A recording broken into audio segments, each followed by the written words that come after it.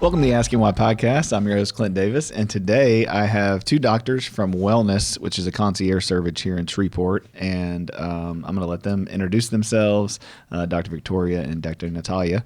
And so they are sisters, and I've known them for a little bit. Dr. Natalia and I are working on the Kindness Project, which we'll talk about probably at the end of the episode. But welcome. Thanks for coming on. Thank you so much for having us, Clint. We're so honored to be here today. Yeah, glad to do it. Victoria, how you doing? I'm doing great. Yeah. We're so happy to be here today. So for those that don't know, we're sitting in the middle of a bunch of ice in Shreveport, Yes. and Bossier has been completely iced in. And this is the first time I've gotten out of my house today. And driving over here, I was a little nervous.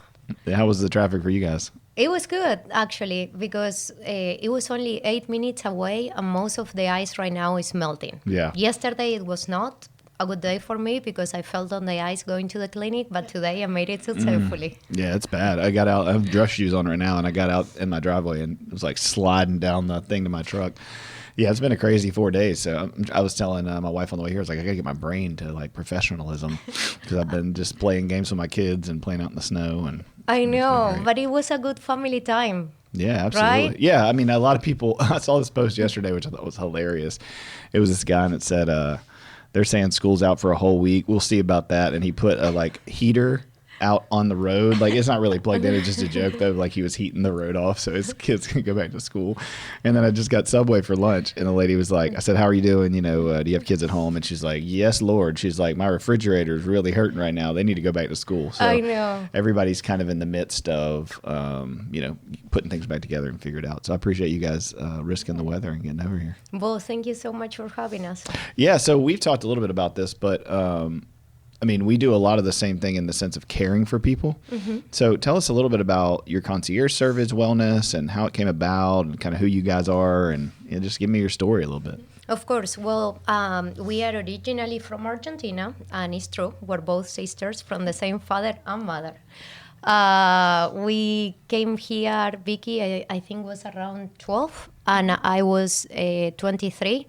And I came back to Shreveport from East Texas. And I joined a concierge practice then that was doing more like geriatric care.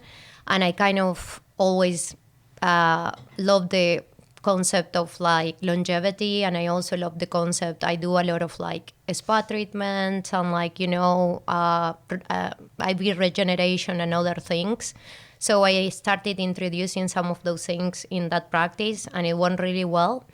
But, sometimes you just decide to do your own thing. Mm-hmm. So I went ahead and we started Wellness, and that's when Dr. Vicky joined me. And we pretty much are known for like the modern medicine. So we do a lot of regenerative medicine that you may want to talk a little bit about it, Dr. Vicky. Mm-hmm. Yeah, absolutely. I love the introduction so far. You can just move it towards you. Yeah, there you go. Okay. So I love the introduction so far. The main thing, as Natalia was mentioning, so Natalia trained in family medicine. I trained in internal medicine. Kind of practicing, I think, for like the first, Can you tell me this? Like, yeah. What's internal medicine for people listening? Yeah, absolutely. So family medicine really spans like, childhood, adulthood. Internal medicine mostly, I guess, kind of begins after 18 and on. Okay. Yeah. So the average person, when they think of family medicine, they think of going their like their PCP, their what's the child doctor called? Pediatrician. Yeah. Gosh. Yeah. And then internal medicine's like, okay, how do I look at what's going on with me kind of in adulthood? Yeah, Okay. exactly. Yeah. Same processes, I guess different timelines. But I think kind of the main thing is that both Natalia and I, through, like our hospital and outpatient experience, I think the main focus there was really on like lifespan rather than health span. And I think we both picked up on a lot of patterns that were not necessarily met, that we thought were relevant and important. And so wellness represents a lot of that, creating space, not simply for, I guess, like objective pathology, but also creating space for the treatment of like the physical side, spiritual part, like emotional well-being, that at the end of the day are all really relevant for health span. Yeah, that's great. I mean, one of the reasons that I started the integrative wellness part of our practice was kind of the same thing. It was like I was counseling people, meeting with people, understanding trauma in the body and the effects. And then we had a kid, and he had really bad food allergies, and everywhere we went, it was kind of just separated out, right? Siloed up. Like we'd go to this doctor or this allergist, this pediatrician, and they wouldn't ask us about our mental health. They wouldn't ask us about this other doctor. They wouldn't really talk about anything from an overlapping way of care. And I find that's part of the problem with just American, Western medicine is just it's so siloed. And so is that kind of part of why you're looking at the internal root cause kind of stuff? Yes, I think we are, because also we came from systems where we were like being time, and we had like 7 minutes per appointment with a patient. So we had like a patient that will come with like 3 issues or 7 issues, and we will be forced to tell them, could you please just talk about one today? And we will assess the next one in your next appointment. And so what context was that in? What did you do before that? I did clinic work before than that. And before than that, I was an ER trauma doctor. Okay, so, ER trauma? Yeah. Okay. So we had an ER trauma. I was ER trauma. I did hospice care. I did nursing home and clinic all together. That's a lot of heavy stuff. Yes, well, I was a single mom with 3 kids. So, but it was fun. And my kids were in the hospital with me. They raised with like we will sleep in the hospital all together. My nurses will take care of them. So it was a beautiful way to grow up all together. But then when COVID came, my dad lives here in Shreveport, and we all got worried about him. So we all moved back to Shreveport. And that's when we started concierge medicine. Okay. Where were you at before? In East Texas, in a little town called Hemphill, Texas. Okay. 1,200 people. Oh, wow. And we all tell Hemphill, Texas today, hello, guys, we love you. Yeah, that's awesome. Yes. And so you were in Houston. Houston, okay. And you were in med school while she was kind of going through that stuff? So I was in residency at the time, so I was at Baylor. Yeah, okay. And so you graduated, and did you do hospital work as well before doing the concierge stuff? Yes, okay. I was a hospitalist and still am for 5 years postgraduate. So you do that part-time, and then you do the concierge the other time? Oh, wow. That's a busy schedule. Yeah, it's a busy schedule. Yeah, so for people listening, the important thing is to think about yourself in a holistic way is sort of what I wanted this podcast for us to kind of dial into, is just the importance of people. If they don't feel like they're getting treated well, or they feel like they're getting rushed, or their doctor doesn't listen to them, one, to have empathy for that doctor, because they literally just don't have time. Exactly. But that doesn't justify bad care or quick care. So giving people choice is why I think practices like y'all's is so important, that people can like come and go, hey, I really want you to look at this and take care of this and process this and run the right labs and figure out what's actually going on. And I think that taking the opportunity to realize that the health system today is broken and only 15% of physicians are independent is what it gave us that culture to say, let's go ahead and let's produce wellness, right? Let's invent wellness. We had our mom, who passed away from cancer, and we went through a lot of things with her as well. So we have a lot of empathy for trauma, and we have a lot of empathy for our patients, their emotions. So our appointments are 60 minutes long. We do a lot of integrative medicine, like you said. So pretty much it's an allergy that could be in your body, but we need to analyze and talk in those 60 minutes. What is your family situations? What are your traumas? What are your triggers? Like pretty much what you do with your own patients, right? And try to put it all in the puzzle together. And that's when the opportunity to do peptides and the opportunity to do regenerative medicine with the stem cells and with exosomes, and the opportunity to do longevity in Shreveport came up. And we also brought a lot of new technology, and we keep bringing technology, being kind of leading the way in a way that I feel you can choose to say, well, why is your business successful? I think we give a lot, and we give to the community.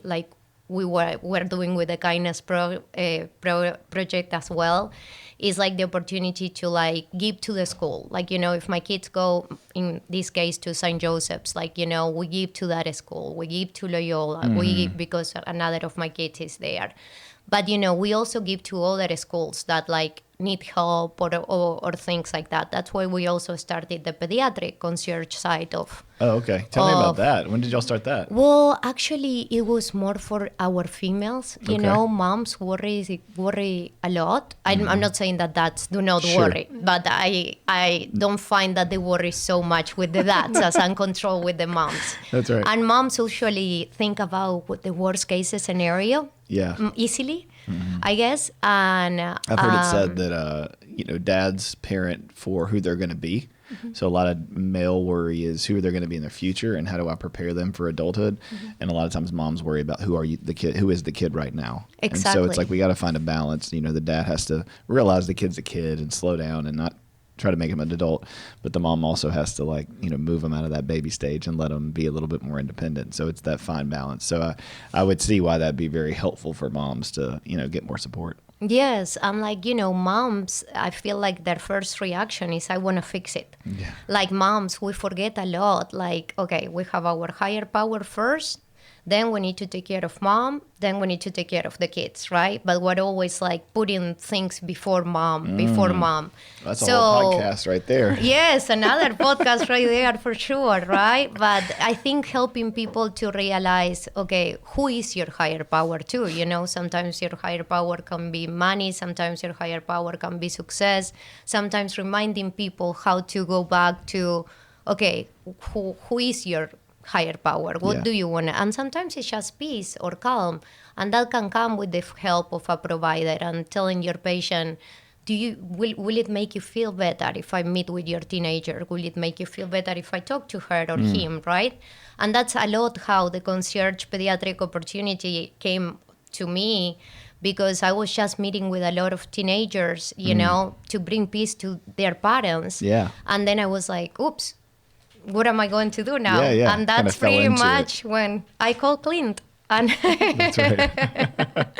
Well, that's great. I mean, it's helpful to know, all of us, when we're trying to serve in the community, those doors get open through connection. Yes. And I think so many people are scared to be in relationship, with other people, and they want success or money or fame or whatever through a world's view of success, popularity, whatever. But man, it's just really about relationships and showing up for people and being available for people, and in the same way that counseling is. Yes, and I feel like one of the things that I learned the most about owning your own business is embrace the other practices as well that do the same. Like we do a lot of partnerships. We do partnerships with Glow. We do partnerships with the Remington. We found that community is so important, and there is also so important to push more doctors to do what we do. And that's how we started our business coaching program, because we realized, oh, wow, so many people tries to do what we're doing. Let us teach you how to do it. Let us guide you on how to do it. And that's another thing that we do now, that is business coaching, that is pretty nice for both of us to have that opportunity. And we represent brands that are nationwide, right? Like I'm a speaker for InMode, for example. So it's kind of nice to see other practices getting those machines that I'm speaking for, right? Yeah. So that's a good opportunity, because you can say, oh, well, what if I do this and someone goes and do the same? Actually, go ahead and call the weed doctor. Go ahead and call Dr. Troxclair. Go ahead and call Integration. Go ahead and call us, because we are all different. And more of the new concierge practices that we have. I don't know all the names right now, but see who sets you. Who is the best for you? We are two sisters. We're both females. Maybe someone wants to see a male doctor. Maybe someone wants to see someone that has a different approach, Troxclair's doing good stuff, Yes, and Dr. Heya is doing great things too, helping community, doing I feel like everyone is doing a great job. Yeah, we were just talking, I had Wade on the podcast last week, and he's over at Shreveport Music and all these things, and And it, that's why I love doing this podcast, is that I get to talk to people from our community. I mean, I have people outside of our community, but I was excited about you guys because, if we can just like see that, it's not a competition. Yeah. Counseling is the same way. There's a lot of great therapists and counselors and churches and, schools in Shreveport. If we're not confident in what we have to offer, then we get real territorial about what we're doing. And, we don't want people to get EMDR trained, or we want to be the only this and that. And I see a lot of that online with people posting, who not to go to or why you should do X, Y, and Z, instead of just talking about what they're for. Yes, exactly. And saying, hey, look, here's what we're for. If this suits you, great. If it doesn't, we'll direct you to another person. And we have done that so many times too, because it's like, maybe we're not the right fit for you. Yeah. Maybe you can consider these practices. And we actually give the patient a paper with the names and numbers to call, right? That's awesome. Because not everyone is the perfect fit. It's like a relationship, right? You can go in a date with a person and realize, oh, I don't like ice cream, but he likes a lot ice cream. Things like that. It's like normal things, right? But if we don't embrace each other. You gotta like ice cream. Yeah, you do. You do have to like ice cream, especially chocolate. Oh, you like chocolate. Yes. Chocolate is good. Victoria, what you got on ice cream? What's your favorite? Keto ice cream. Okay, vanilla. Yeah. All right, straight up vanilla. But we do want to embrace that you're not allergic to chocolate. Yes. And you recently found that out. I recently found out. Oh, I'm yeah? allergic to chocolate. Were you when you were a kid? I think I was. Oh, okay. That's what my mom told me at least. But Yeah. Yes, but now she can enjoy chocolate. Okay, that's awesome. Yeah, my youngest is allergic to chocolate, so he can't have it in anything, and we have to, mess with it. But he loves some vanilla, that's for sure. I know, but you do like dark chocolate. Yes. Yes. So Victoria, what's your kind of main focus at the practice? Yeah, absolutely. I love everything that Natalia was mentioning. I guess I just wanted to echo some of those things, but I think kind of that ongoing, I love the concept of wellness because it's all about, as you were mentioning, connection. And just simply really continuing to adapt and grow the practice based on those patterns, and once again systems that I think that we can continue to improve. It's not simply the concept of wellness, but I think there's what you were mentioning about less than 15% of physicians being able to do what we do, or really being independent in their practice, and kind of education and such. I think that we're seeing two paths truly diverge. One where there's a true healthcare system where there's space for us to talk about kind of, I don't know, about symptoms and disorders and such, and then there's a true sick care system, and there's definitely a place for both. And kind of a time and a place, but I definitely am happy that there are more places like ours that are growing. Yeah, that's a good point. I mean, you're not anti, established, systems. Those Exactly. systems are broken, and even everybody that's in those systems, nobody's arguing that they're not broken, right? Yeah. They're trying to do the best they can to heal that system and do that work. Whether it's Willis Knighton here, or Highland or wherever, there are amazing doctors that are in those systems doing great jobs. But you're right. Mm-hmm. What I've seen is that as a clinician working with families and kids, you need both. Yes. You have to have someone in our society who can take the time to analyze and look at the root causes and really help you, ask that stuff. Because, I have Dr. Casey Payne is who I've seen for a long time. And, I had a really bad eye rash last year. I've had all kinds of symptoms. And over my whole life, it's you go to the doctor. They give you a salve or something, they give you a topical, thing, and they go, good luck. Yeah. And it might reduce the symptoms, Right. And you might feel better, but then you never get to the root cause. You never ask, why do I have a rash? And so, we did a panel and did blood work and found out I had some H. pylori in my gut and, these things that I needed to take some vitamins and do some treatment. And so I cut dairy. And I did that for about 3 months, and it took a little bit, and then my eye rash has not come back at all. but it's like, it takes time and energy. But even myself, I'm like, can we just fix this? Like, I'm tired of having this stuff go on. Like, give me, my wife's like, you don't need to put something topical on it. It's just what'd she say? It's going to minimize and suppress the real issue. You need to let it all come out and look terrible, and then, it'll go away. So, but we don't like that.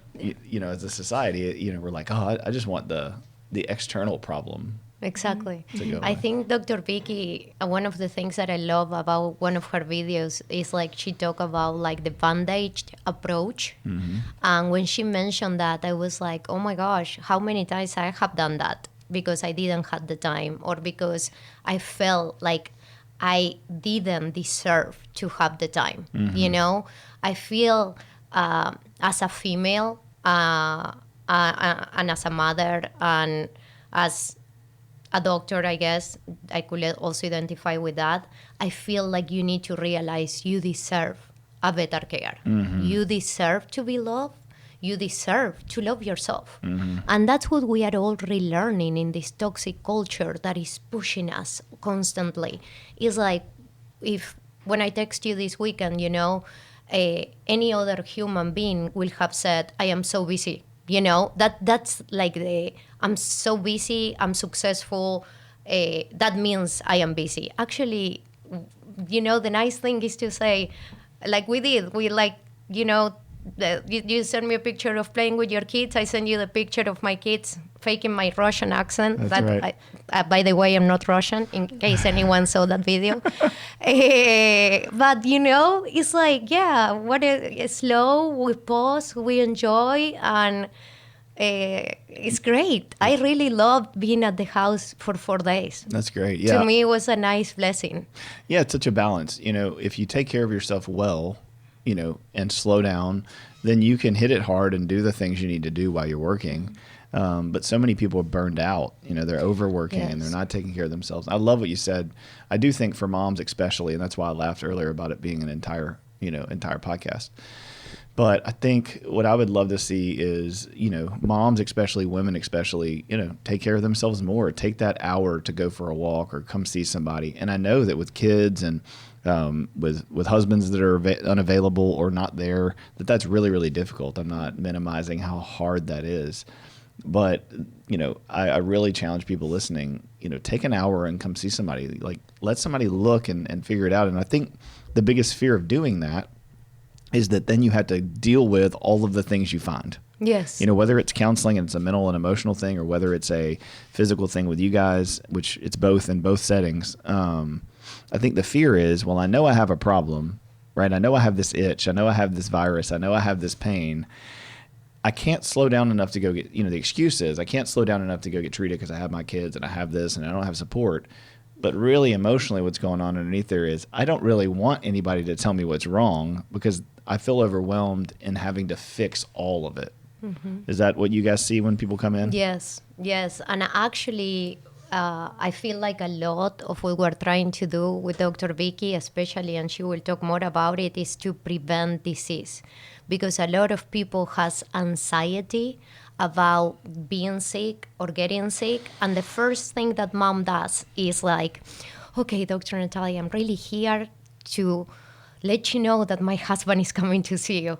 And I'm like, oh, that's great. And also my kids, oh, that's great. And mom talks about the husband and the kids in her own appointment. And it's funny because when you talk to that is more like, okay, let's get it done. What do I need to do? Okay, how do I prevent this? How do I grow my muscle? Let's check my testosterone. That is really structured, right? Mm-hmm. Mom is more like it's like a therapy session. Yes, it's like a therapy session. So I have my male days and I have my female days. Yeah. And I love my male days that usually are Mondays because I come from the weekend and I go into a structure, It's like male energy all day.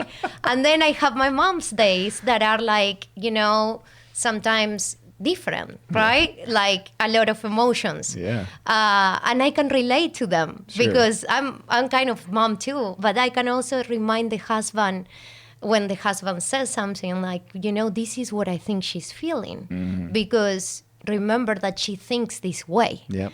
oh, you're right. And they start laughing. Or I give an example of my answer to my own life partner, and they are like, please tell me you didn't tell him that. No, I did, but I didn't mean to like sound bad. Do you think it sounded bad? And it's like, it turns into like something funny, at Right. the end. But Which I is love relational, Yeah. it's being able to Connection. be Yeah. relational and connect, and in a thing where you're taking, and that that disarms people and their fears about their health, and because most people just want to be heard and seen for a few minutes, in the Yes. midst of being cared for. And I feel like what you always say about like the patronalized healthcare that we used to get, I would like for you to talk about that. Yeah, absolutely. I think this is kind of like an ongoing question that kind of we always discuss, but definitely, we come from a family of, I guess, a lot of generations of physicians, and so it's interesting to see how medicine has grown and Yeah. changed and shifted. I feel like more so for like our grandparents, right, or like our parents, like generation, it was so patriarchal. Or paternal rather, right, where the physician would give the advice and the patient would just simply carry it out. And I think that things have changed, right, where it's more sort of dialectical. It's more about sort of the things that you were mentioning, right? Yeah. Creating like sustainability through connection, right? It's interesting you say Yeah. that. We were going to talk about AI a little bit, and I was Yeah. thinking about the connection of, the connection of connection. Yeah. When we say our grandparents, really, and correct me if I'm wrong, but really our grandparents had people that like came to their house. Right. You know what I mean? Like the doctor with the bag who would pull up. One of my favorite movies, which, check the content now, but Doc Hollywood, have y'all ever seen that with Michael Yes, J. Fox? I love that movie. That was me in Hemphill. Yes. That's hilarious. Yes. It's like, the farmers, and he's like reading the letters from them, and they're like, Ma got the pig, and, he's got a blow pop in his mouth the whole time. Anyway, it's a great, great movie. But the thing I loved about it was like, the whole theme was, these country, small town people. He was there. He's rich from Hollywood. He's driving. His car wrecks. And have you seen it? Okay. No. So Michael J. Fox, he gets in a wreck, and then he gets stuck in this town because he runs over a fence and he has to pay for it. It's kind of cliche, but anyway, so he starts caring for these like podunk, people, and he's kind of shaming them. But by the end of it, he loves it, and there's a connection. So yeah, our grandparents, they had a very personalized doctor who knew them, family doctor, and that meant family. Like, I'm here for your family. But technology and kind of American individualism, I mean, really, for about 30 years, it seems like we've just tanked on that and went to this very dysfunctional way of doing school and technology and progress and all those things that are beneficial that allow us to like see the brain and see the gut and do the research. Also has this huge negative thing when it's disconnected from relationship. And so I love that you guys are trying to, with concierge service, like we're trying to bring it back where we can sit there and hear about your kids and hear about what's going on and know you and connect with you, because you're right. And we were talking before we came on here that, one of the things that a whole generation that feels disconnected, they want two things. One, the immediate gratification of the dopamine. They want the quick fix. But at the same time, they want connection. Yes. And so now we have this weird strain in our society with AI, Yes. where for counselors, I see them online all the time, these ads for AI therapy, basically. I mean, BetterHelp was kind of the first start. Those are real people, but like it's all the Zoom, and then they have like texting therapy where you don't have to talk or see the therapist. You can just text them, which is, in my opinion, garbage.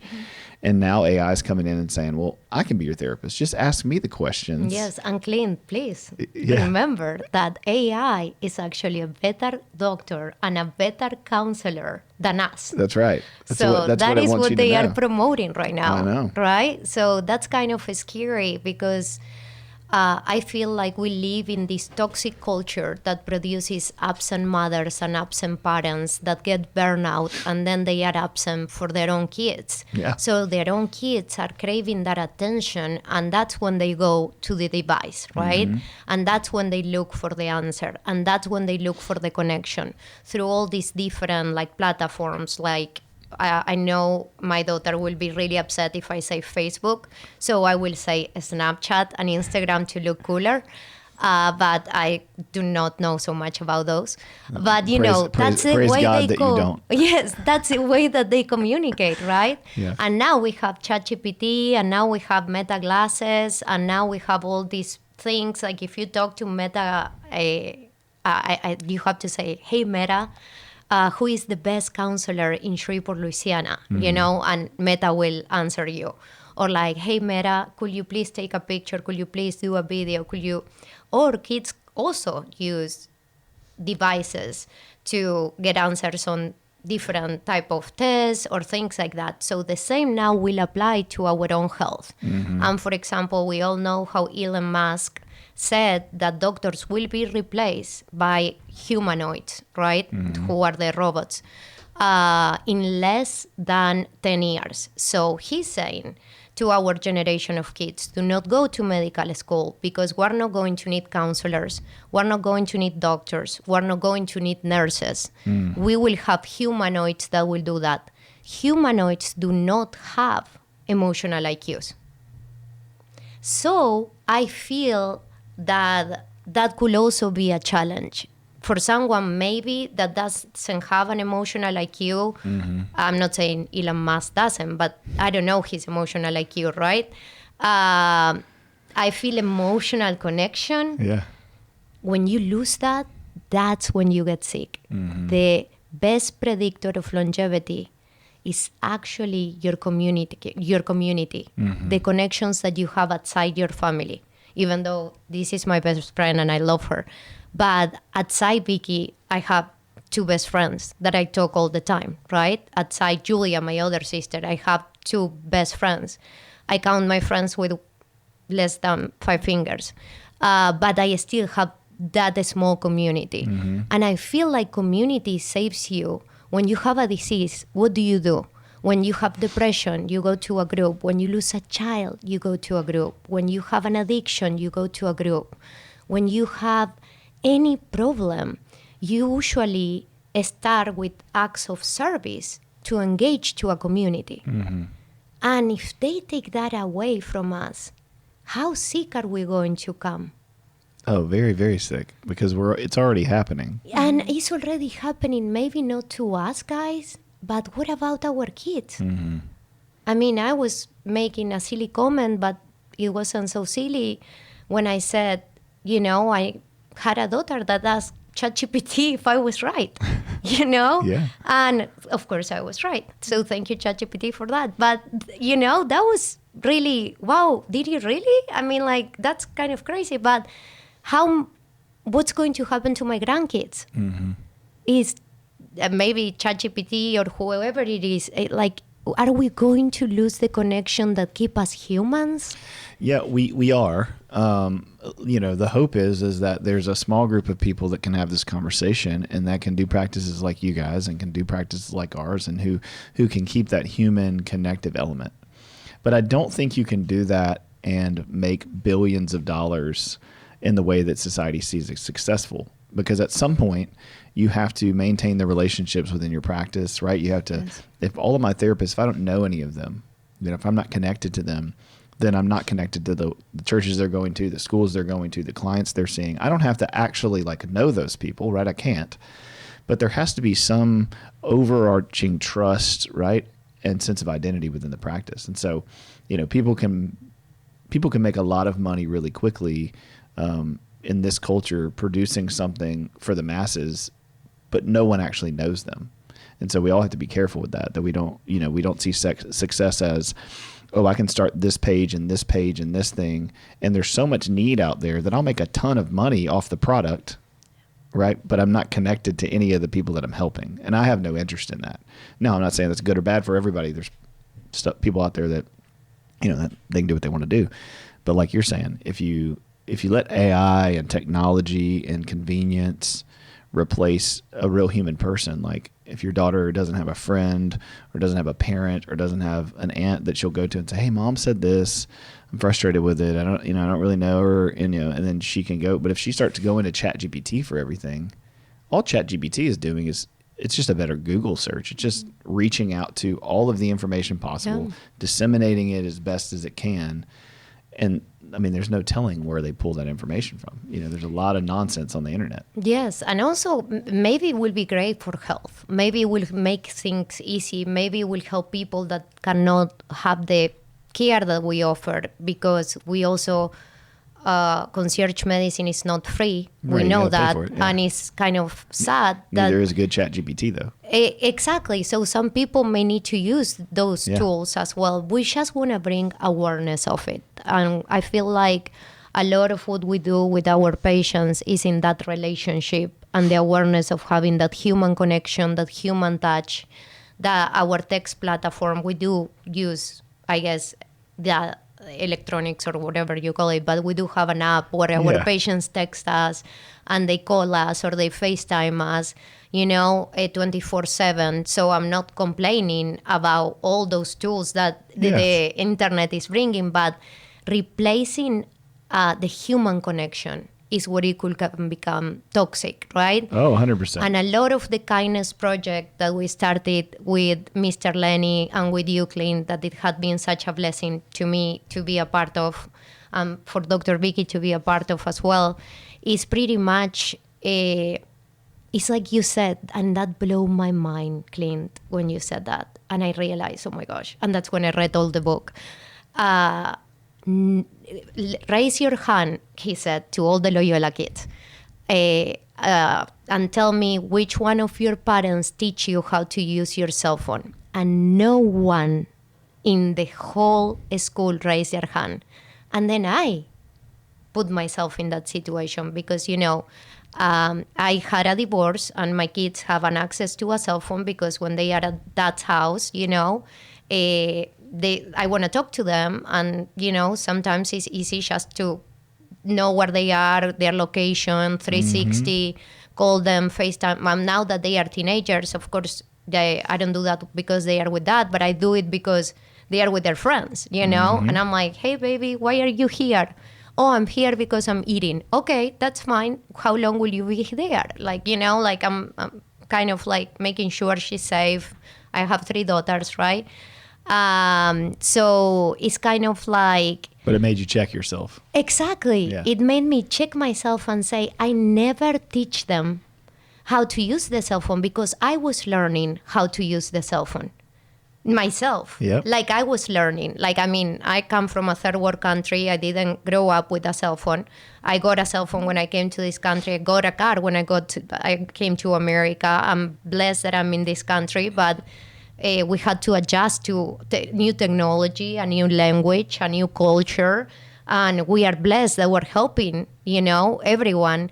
But at the same time, it's like, wow, I didn't think that I didn't teach Sophie how to use a Snapchat. And I don't know how to use it either. So that's dangerous. Yeah, it is. I mean, you made a good point, though. Victoria, what has your experience been like being kind of younger coming in? Because, we're sort of the same age. But when did you get a smartphone and social media and all that kind of stuff? I think I probably got social media maybe whenever I was like 17, 18, around that time. And I do think about that a lot. Obviously with having younger nieces and everything. I do think that's a nice kind of contrast what you just mentioned, because we are kind of in a mess really seeing kind of really what happens with AI. We're in the midst of change.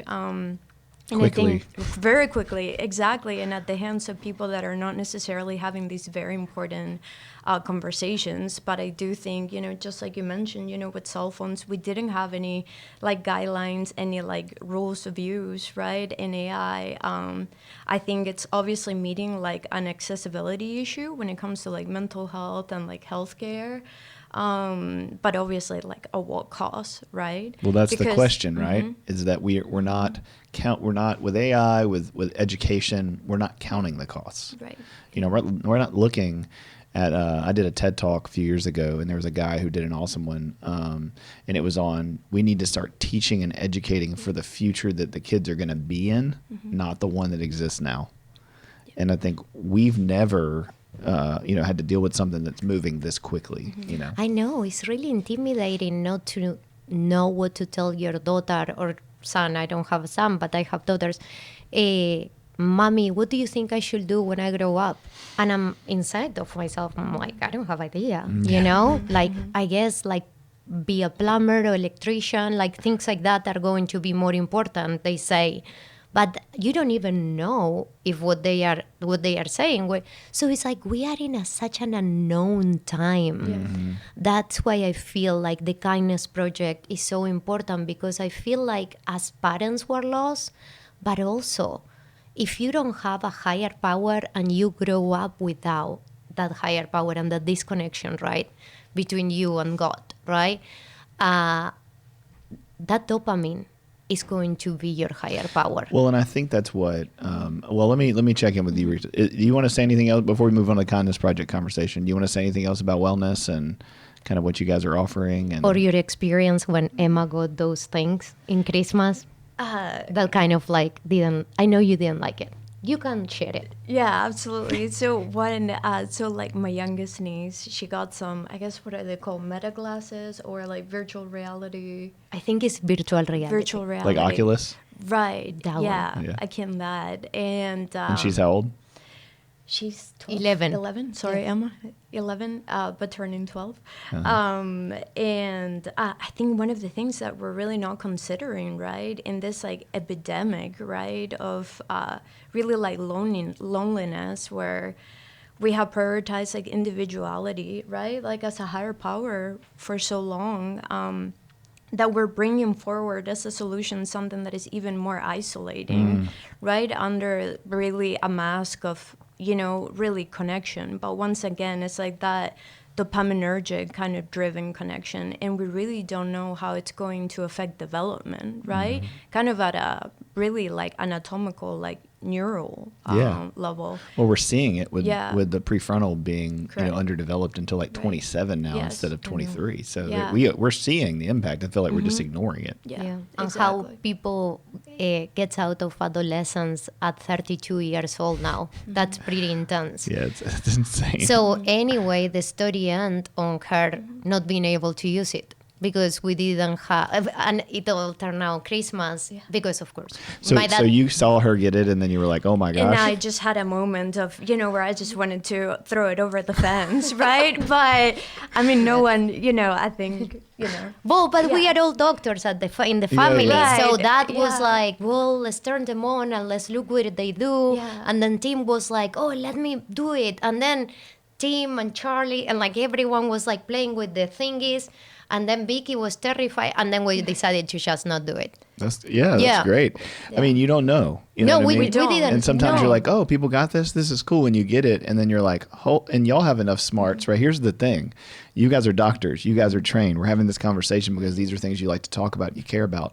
But the average parent, they see Oculus, they see AI, they see ChatGPT, and they don't have the knowledge or experience to even assess the danger, right? It's like, you know, being in the army or doing jiu-jitsu or whatever, you know, when you train and you practice for protection, right, you assess situations. I mean, I still can be in a restaurant and my wife can ask me, like, how would we get out of here if something bad happened? And I can tell her within like 30 seconds. You know, like I'm not as hypervigilant as I used to be, which is I can chill. But I mean, after being in the military and getting out, I mean, everywhere you go, you're assessing the risk. Where would we get down if somebody shot here? Where would we get down if somebody came, you know, like if anything went down? So with technology, and with connection, I think what you guys are doing really well and talking about is you have the wherewithal to go, okay, oh man, this pops in, red flag. And the more of these conversations we can have, the more I want parents to be able to see those red flags. And instead of just seeing Oculus as like a fun thing the kids do, is going, hey, do you know that that's the internet? You know, I've had so many parents come in and their kids had an Oculus and they think it's just a gaming console. Like they don't even know they can get on Wi-Fi with it and that it's basically a computer and the computer is closed off their eyes and no one can see it. Like that's even worse than a handheld phone. I know. Like, you know, when I grew up, the computer was in the middle of the living room in an open space with the screen facing everyone. And all of us have seen things on the internet and searched for things on the internet that if somebody looked at it, what we would be embarrassed by. Yes. And yet now you can literally give an 11-year-old something that they would put over their eyes and hide from all of the adults in their life. and then have access to everything that's on the internet. That is an insane thing to give an 11-year-old, when you don't know. But the good news for you guys is you see it and then you're like, oh, red flag, we're not doing this. Versus the average parent who, like you said, they give their kid a phone, they give their kid an Oculus until I'm in their face going, hey, have you taught them how to use that? If that was a gun or a car, do you realize how many kids are anxious and depressed and suicidal because of this thing? Yes. And yet, that is so scary to me. Yeah, we're over here anxious about gun violence and about driving, and yet we're not even concerned about what we're giving. And now 3 to 7-year-olds are getting iPads and phones. Yes, exactly. And babies are getting iPads because the moms can relax for a minute, so they finish having a lot of screen time, right? I feel like, in my case, if I will not have God and my family, I will definitely, I didn't give that present to Emma, but I will not have an idea about the Oculus, yeah. Oculus when Vicky brought it up. And when you have a relationship with Vicky where she can bring it up and you go, oh yeah, like that's so important to have a sister and trust to go, oh yeah, that might not be a great idea. Tell me why you think that. Oh yeah, let's not do that. We have to have the humility for somebody to point something out. And that's one thing that, I know you guys, all of us feel, right? I went to my dentist last week and I was laughing because I'm like, oh, this is how, she was like, how have you been flossing? And I was like, terribly, and she's like, well, you need to, and blah, blah, blah. And I was like, golly, this must be what it's like for me with everybody in my office when you're like, hey, did you guys go on a date? And they're like, no, or did you exercise? No. It's like, okay, well, I have a lot of empathy for that, because I'm the same person with all the crap that I'm supposed to be doing and taking care of myself. But anyway, so Dr. Natalia, tell us a little bit, we've been doing the Kindness Project together. One of the important things I wanted for you to come on was so our community could hear what it is. I know they see our social media stuff, but this year we really want to get that off the ground. So talk about how that started and what that is. Of course. So pretty much Mr. Lenny and I, one day were in a meeting and we were talking about like how much or how many people was suicidal or like was depressed or was having a lot of anxiety. And I was telling him, he was telling me about adults, and I was also telling him, actually pediatrics right now, we have the highest rate ever in the history of America in suicide. And most of that suicide comes from bullying, from social media, of course, like we were talking before.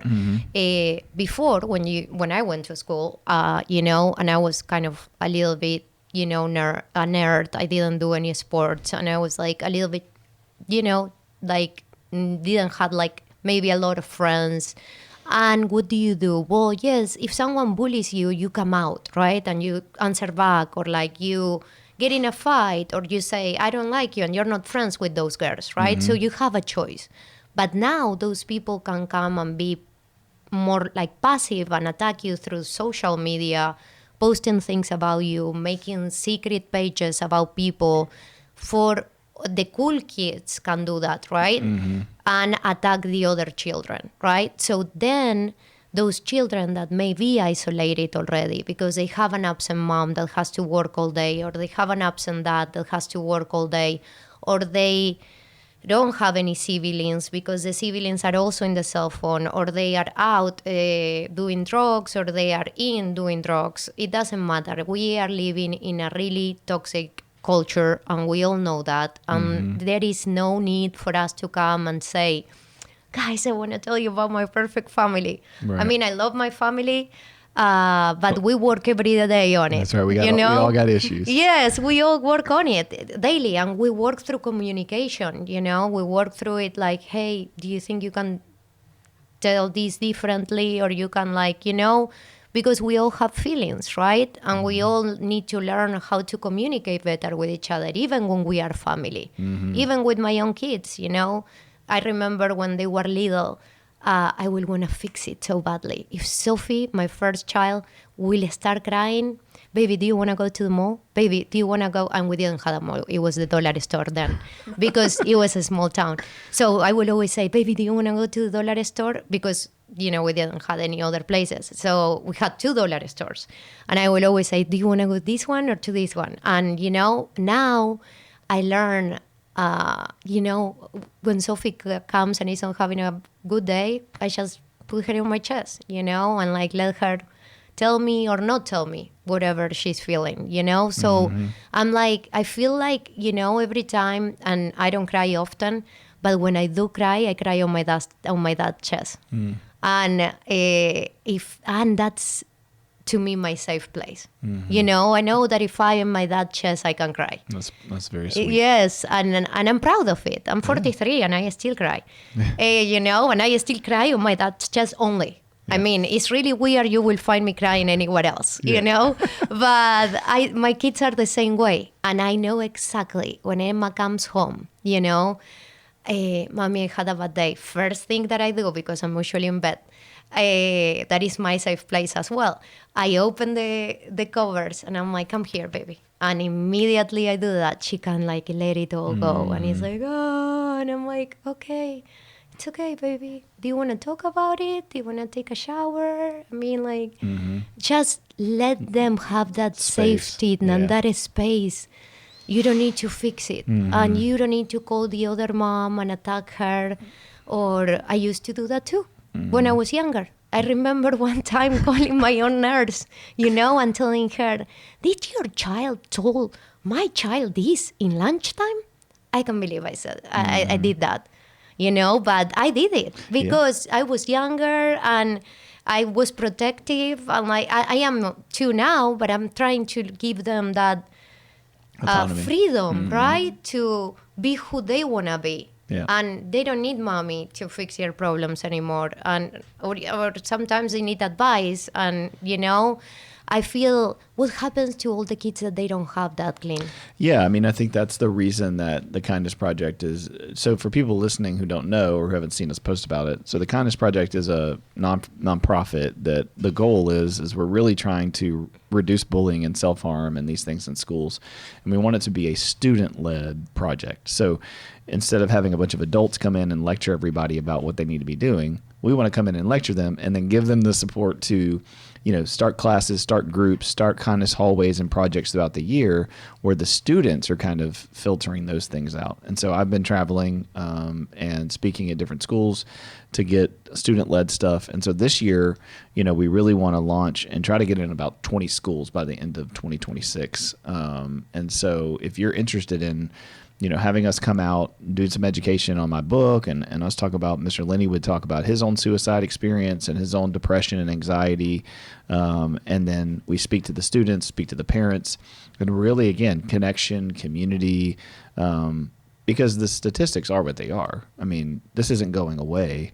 Kids are suicidal, kids are depressed, kids are anxious, and we just want to be a support for them so we can reduce the level of suicides and we can look up in 5-10 years and go, man, we really made an impact and made a difference. And these kids saw that they were empowered to make good choices and they could start as a freshman. And by the time they were a senior, have seen kids come to the group and, get in counseling and get to a doctor and get, have a good relationship and get off drugs and see that within the school, not just outside of the school.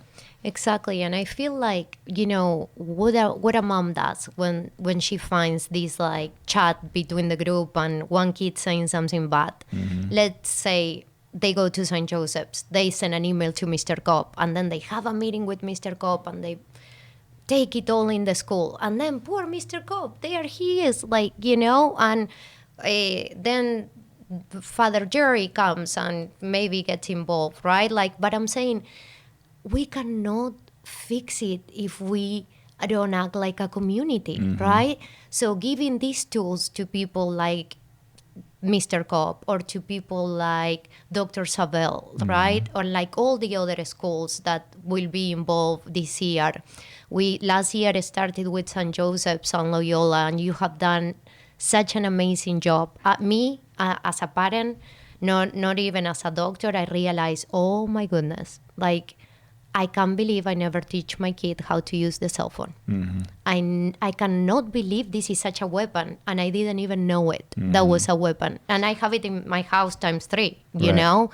And I see how kids connect through games or how they do these group chats, and then one mom finds it and gets upset. I'm like, you know, let's give the school the tools. Like, what if the mom, you know, Miss Mary is in the office and she's like, Natalia, could you please talk to my son or my daughter? Of course, I will always talk to your son or daughter, always. But I'm not a counselor, right? So I have to recommend a place. So I'm going to call you, right? Or I'm going to tell them to call the office, right? So it's building that community and bringing that awareness to parents that are so busy, because we all are so busy, that we don't even know this problem exists. Yeah.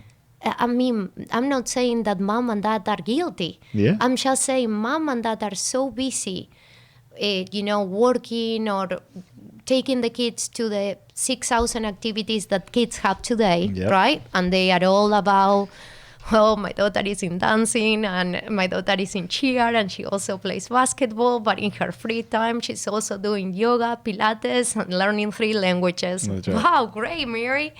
When is she resting? Because she is a teenager and she needs like at least 10 hours of She sleep. needs to be bored. Yes, and is she sleeping? Is she eating? Like, let's go to the basics. Well, isn't that something that you guys find? I mean, when you're working with internal medicine, a lot of the times that's what I'm doing with as a counselor. I'm going, have you slept? Yes. You know, have you drank water? How much caffeine have you had this morning? You know, it's like, I can't help you get all of these huge symptoms, you know, under control if you're not controlling the few things that you can actually control. Yeah. Which goes back to, if we're not doing those basic things, the question is, why don't we value ourselves enough to do them? You know, why don't we value ourselves to get up and take a walk, to drink some water, to get some good sleep?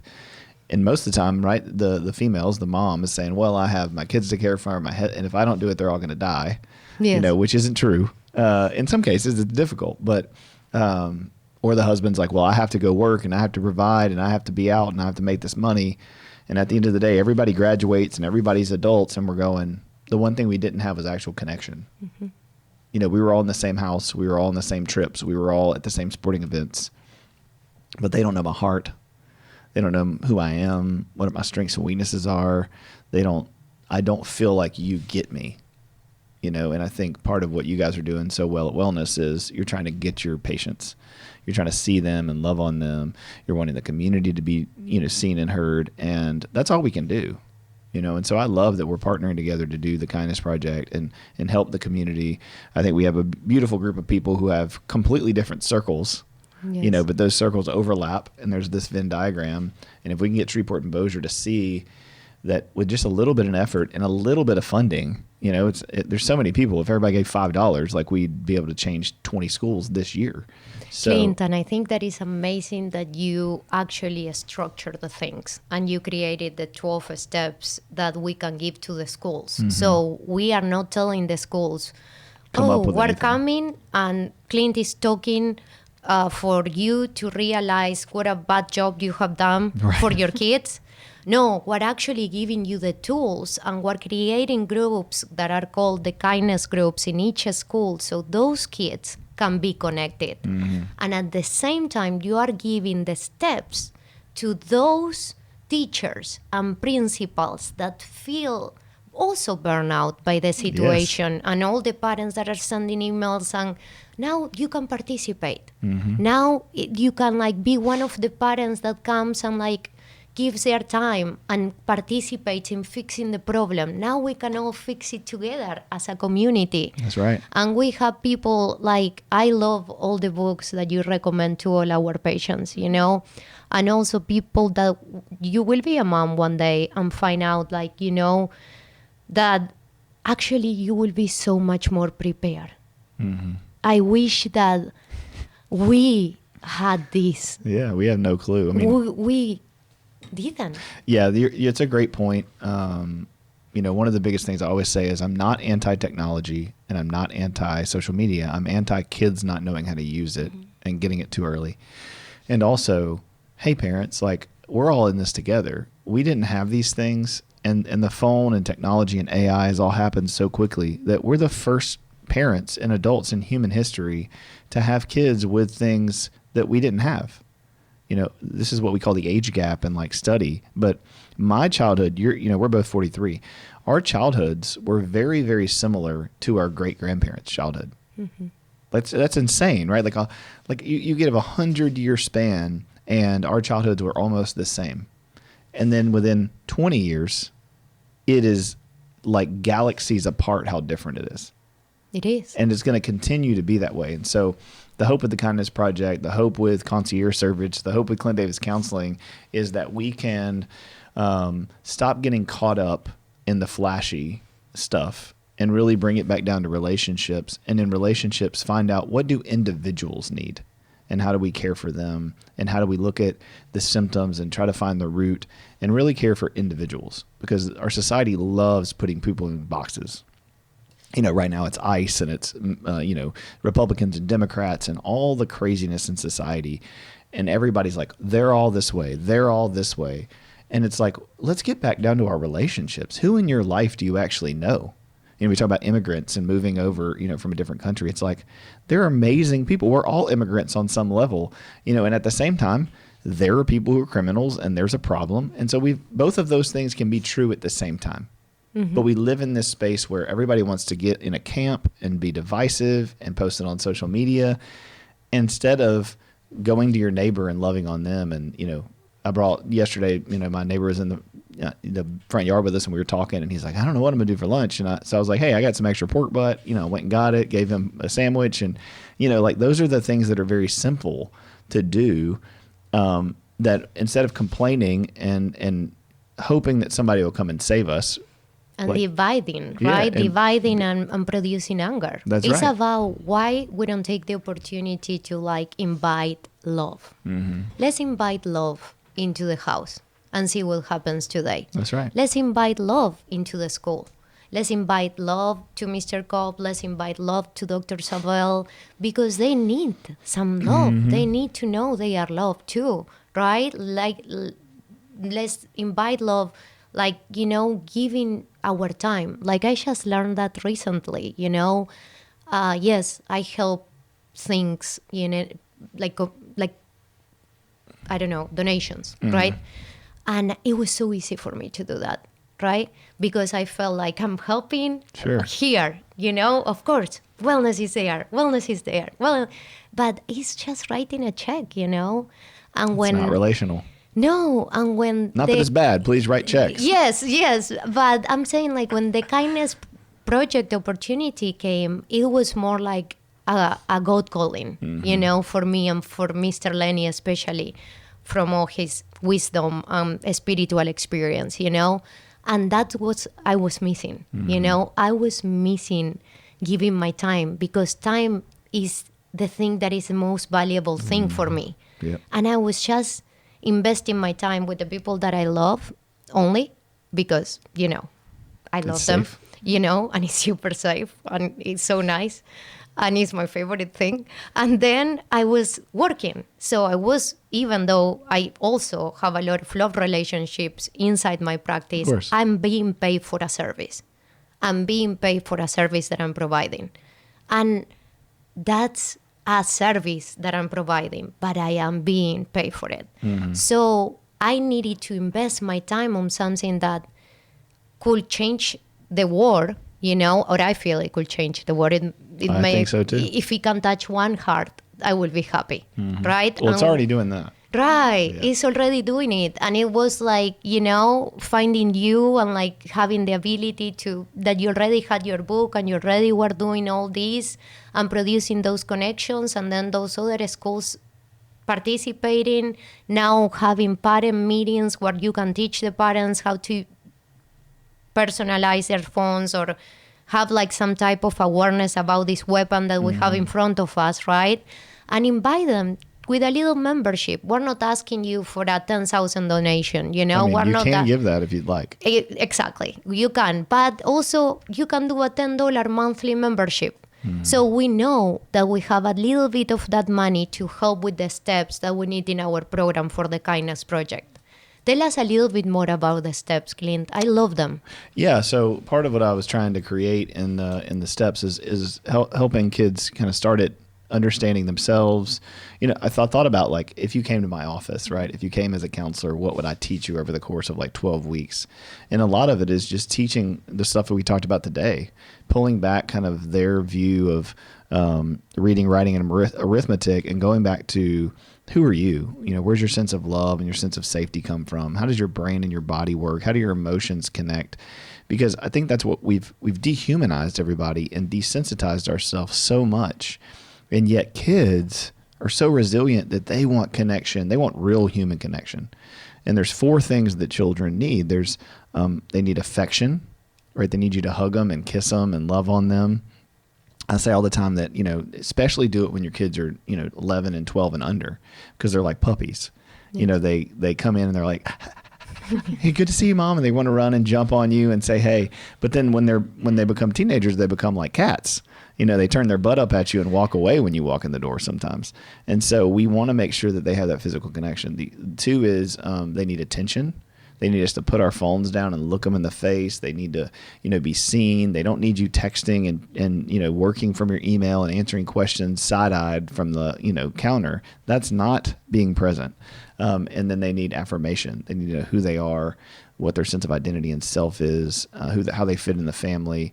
And then lastly, they need authenticity. They don't need perfect parents, right? They need real honest ones, people who apologize, people who say, hey, look, I don't know how to deal with this phone. I didn't have this, but we're going to figure it out. Hey, I've screwed this up. I shouldn't have given you that iPad. I'm going to take that back, and now we're going to figure out a new way of doing it. And also, I'm going to get off my device, and I'm going to model for you, right? Like, these kids need to know that they don't even know what they need. And so they're in so much pain. They come to school in so much pain, and they're so dysregulated. Their nervous systems are so dysregulated that they don't feel safe. And the person who's not safe cannot learn. Your right brain is on fire, and your logic left brain is turned off, and your prefrontal already doesn't work because you're a teenager or a middle schooler. So you come to school looking for a sense of safety, looking for a sense of love and security, and it's not safe and it's not secure because all the other kids around you are looking for the same thing. And then that's always been a problem. And now we insert devices and meta communication where people can text about you and to you and with you, and you're not even there. And now that's running underneath recess, and that's running underneath the classroom. And all of our anxiety is just, I'm in danger, I'm in danger, I'm in danger, and I'm not loved and I'm not valued. And, one match gets thrown on that dry, broken heart, and it's suicide, it's anxiety, it's depression. And so and all the classicals, right? Oh, Alcohol abuse, sure, and drugs that are not even safe, Yeah. at least when we were younger. Oh yeah. I'm not saying that we ever have done this, right? But at least you could have done some pot and a Bud Light, and it's not that Yes, exactly. But now people are fentanyl laced. The Yes. drugs they're doing are laced with cocaine and heroin and even meth, even THC, Oh, even yeah. marijuana, is laced with fentanyl, and 17-year-old kids are dying. Yep. I mean, that's to me so sad. Yeah. So the thing I want people to know, and these kids to know, and the teachers, is that their margin for error is super, super small. Yes. Right? Like we all had all these problems, but our margin for error was pretty wide. We could take some big risks and be okay. But the margin for error was getting tighter and tighter, and it's a life and death issue. And so we hope you can celebrate and support the Kindness Project with us. We'll put the links up on the show notes. Yes. And hopefully we can change our culture in Shreveport and Bossier. Yes. I know you guys are doing a great job. I'm super thankful for you, and I appreciate you guys coming on and telling us about your practice. And we're going to stay in relationship because we text and talk all the time. So, however I can help, I know you're sending us our people. We send you people when they are a good fit for you guys. So if you need wellness, I'm going to put all y'all's information on there. Any closing thoughts or comments? Well, I'm really grateful for you, Clint, honestly. Yeah. And thank you Absolutely. for everything you do. Well, praise God. I mean, we're just trying to, relationship at a time. Hopefully we're all getting better and healing and feeling loved and valued and, Yes. and seeing our worth. And if we can do that, then we'll act like it. Exactly. And that can change the world. You know, it really can. Honestly, just having you and Mr. Lenny, I feel so loved. You know, well, good. it's so nice. Good. It's so nice. So I hope more people join us. Yeah. And same. feel loved, right? Absolutely. Vic, what you got? Yeah, thank you for having us. Yeah, we had absolutely. a good time. Yeah. Good. I'm glad you came on. You did a great job. You crushed it. Thank you. Yeah, absolutely. All right, guys. Thank y'all for listening. And like always, have a good week. Reach out if you need something. If you want to support Kindness Project, you know, we're going to put some links up. We have a bank account now, and you can send us some money. We love that. And that will directly care for suicidality and self-harm and depression, anxiety for teenagers.